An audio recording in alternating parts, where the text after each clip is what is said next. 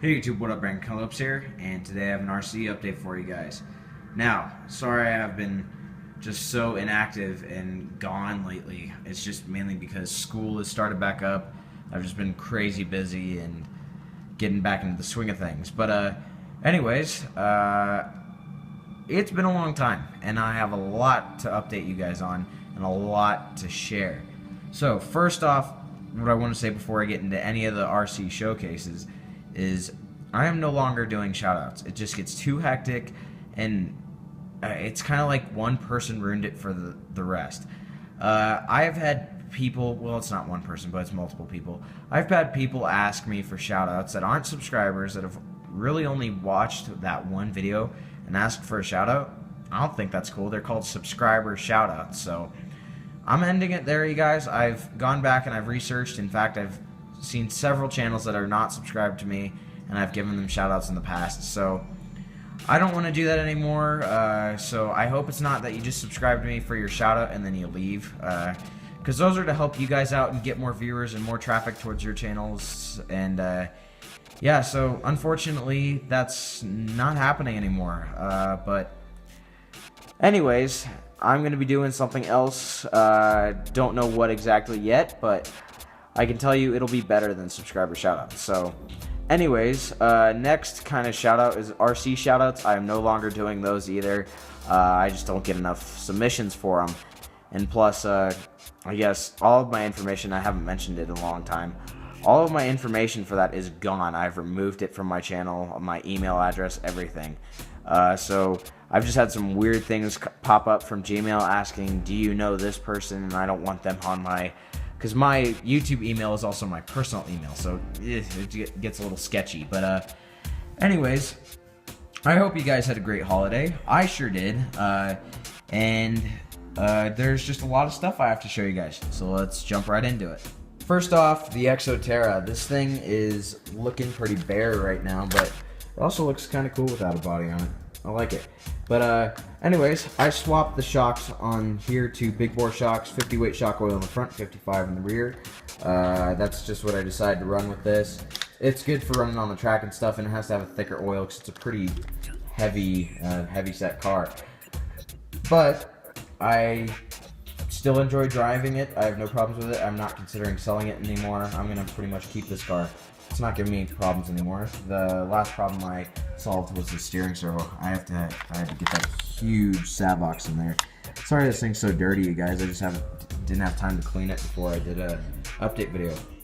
But another thing that I want to go into some more detail on is my sister's RC. Now here's my little sister's RC. I got this for her. Well, my family got it for her for Christmas because she's been bugging me to drive my cars, and she wrecks mine up. So I thought, why not get her own to wreck up? But she's kept it pretty nice so far. She hasn't broken anything, at least.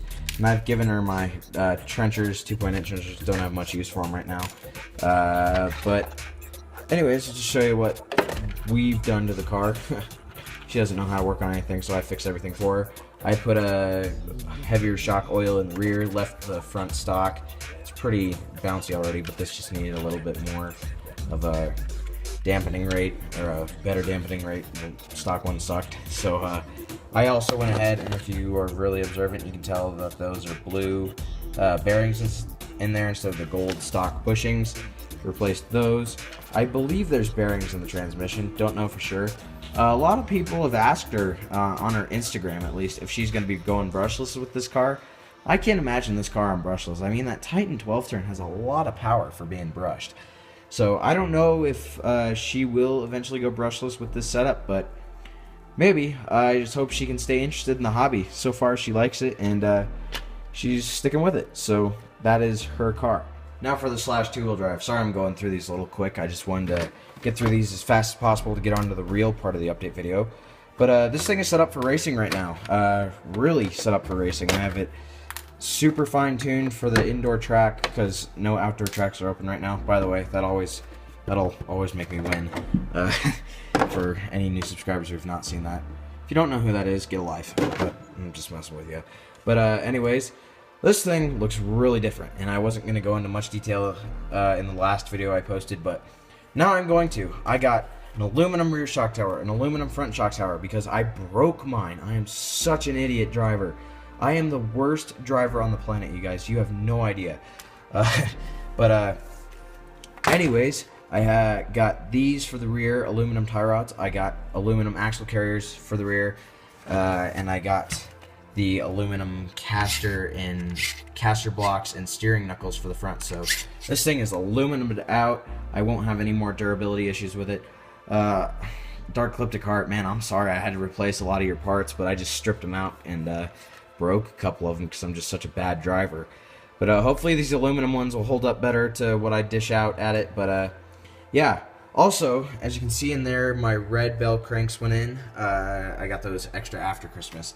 But most of the stuff I did get for Christmas because my dad, he came out and he talked to me for a good 30 minutes. And I'm like, why not show him what all's broken on one of my cars? Give him some hints for Christmas. But, and I guess it paid off because I got a lot of stuff. For this car, at least. The black steering bell cranks are going on my Rustler. I just have not had time to install them yet. So, speaking of the Rustler, let's hop on to that car. Now, for the Speed Demon. This thing is looking great. I haven't flipped it once, and I hope I don't. I love this body, guys. This is probably my favorite body I've ever done. I don't run this body. In fact, I barely run it, only on 2S, in fact. I probably won't ever run it off-road. Nice on-road body. Yeah, so anyways, onto the car. What all I've put on here, aluminum red shock caps was it. And, sorry, the rear wheelie bar as well. I got a blue one because my other one was broken. So, one more thing I'm not going to mention, but if you guys can see it, tell me in the comments on this car. So, yeah, that's it for the Rustler. But, I've been having a problem snapping drive shafts, so I went ahead and I fixed that. And that's your hint right there. In fact, you know what, I'll just go ahead and show you. I got the constant steel velocity drive shafts for this thing because my dad, he takes me up to the storage unit facility and we drive this thing around on 3S and it breaks the drive shafts all the time. So that sucks. So I guess he paid attention and he got these for the Rustler. And I'm really surprised at how much performance increase it's given this car. So yeah, awesome upgrade. If you guys are looking for good drive shafts and you're willing to pay the $75 for them, get these. Seriously, get these. On-road, off-road, anything. And the other day I was having a problem trying to get this thing to turn on. But my little wires down there for my male connector right here, usually goes to a fan. I just have mine running off the receiver. But it wouldn't turn on because these two wires were touching and it was shorting out. So I'm lucky I didn't completely make it just crap out on me. So I caught that really quick and I just undid it, put that other wire under there, glued it to the bottom of the ESC because I'm lazy. But yeah, fixed problem, thing runs great. Now, for a new segment I'm doing this week, I am going to be adding something kind of to the Q&A part, but also it's going to be very different. I'm going to call it Common Question of the Week, kind of copying off of Ray William Johnson. If you saw some of his old videos, he'd have his subscribers ask a common question of the week, and people would answer it on his show. So yeah, that's kind of what I'm doing here. But the common question of the week that I get a lot is, where do you get your bodies from? Now, I get all my bodies, and I do not get these painted at all. I always paint all my bodies. But I get my bodies either online from the seller, or I get them through Amazon Prime. It's amazing. I get my stuff in 2 days. I order it on Monday. It's there by Wednesday night when I get home from school, which is super, super nice. Sunday night, sorry. But if you guys have not checked out Amazon Prime, it is totally worth $80 a year. You spend so much on you save so much spending on shipping, and it's ridiculous. But if you're looking to get cheap bodies, go to Amazon. If you're looking to get rarer bodies, though, like this one, I couldn't find on Amazon for cheap, so I got this one actually at my local hobby shop. I had them order in, and I paid the normal price from Proline. But anyways, that's not a decal. I painted those letters on there. It took me forever to mask them, but turned out pretty good. So, and the other question is, how do you paint bodies? Can't go into that much detail in the video. That kind of goes along with this. They ask, where do you get your bodies and do you get them painted or not? Again, I always paint them, but you use Pactra, Tamiya, and I think there's one other brand, Fast Color Paint. You can either use an airbrush or rattle cans. That's what I do, and that's how I do my paint jobs. And then I always use just masking tape because I'm pretty good with masking tape. But some people prefer liquid mask, and I don't disagree with that at all. Masking tape is definitely really hard to use sometimes. So yeah, that's it for the common question of the week. So the first Q&A question this week comes from RC Addiction, and he asks, what RCs am I thinking about getting in the near future? Probably not near future, but my guess is the one RC that I'd really like to get is either a Revo 3.3 or an e-Revo brushless. Things are just crazy. I love watching videos of them. The things are just, the car is just an amazing platform, best design ever, and you know, according to HPI fans, it's the worst design ever, but Traxxas and HPI are pretty heated, so I'm not going to get into that. But yeah, I'm looking at those two cars, either or. Don't really know if I should get a nitro, because it just, at my altitude, it wouldn't work that well. I'd have to really do some crazy tuning to it, so I'd probably go with electric, because nothing that I own is nitro, and I know nothing about it. So my best bet is to stick with electric. Next Q&A question comes from Kobe Duncan, and he asked, what shocks are on the Exo? Now, I've gone ahead and I've taken those off, but what was on there were the Integy shocks meant for a slash two-wheel drive.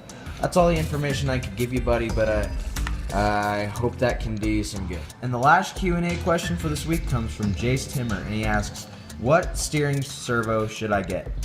Get this Savox right here. Here's the part number, SC1257TG. It's an extremely fast servo. It's digital, it's got metal gears, and overall, really good servo. Now it's gonna run you about $70, but sorry, my camera's kind of wonking out here, but yeah, it's gonna run you about $70, but totally worth the $70 that you pay for it.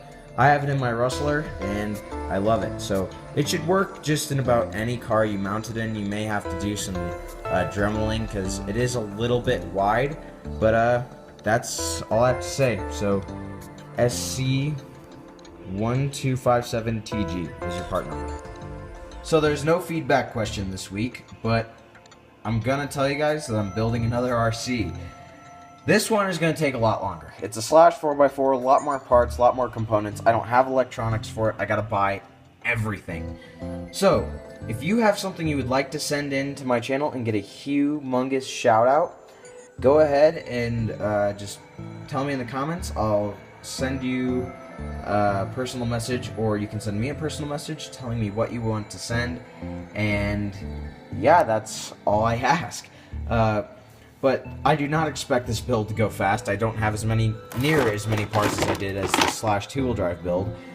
Here's those Integy shocks I was talking about earlier. These are them right here, Jace Timmer. But yeah, good shocks. They just didn't hold up on the Exo, so throwing them into this build. But sorry, I'm filming with a new camera. I hope you guys like it. I don't like it that much. But anyways, that's all that I have to say for that. If you guys do want to send a donation, just tell me in the comments. In no way was this intended to copy off of Dark Crypticart. I just had parts for one, so I decided to start building one. Now guys, I hate to say it, but that's all for this week's update. I had fun filming this one since it has been a long time since I've made one. But yeah, just remember to leave a like on this video and comment, subscribe. Be sure to answer the feedback question and ask me any Q&A questions you have in the comments. Be sure to put Q&A somewhere in your comments. Say this is for Q&A or Q&A : whatever. Because most of the time I will just flat out respond to you in the comments. If it's meant for Q&A, I'm sorry, and I've done that before. But yeah, that's all I have to say for you guys. There was no feedback question this week, but be sure to tell me if you have a donation you'd like to send. I will be perfectly willing to take the parts off your hands and put them into my slash build. So yeah guys, thanks for watching, and we'll see you later. I'm kicking the flow, don't you know, Bobby Joe? Listen up, sister. Pull up on the trigger, guys.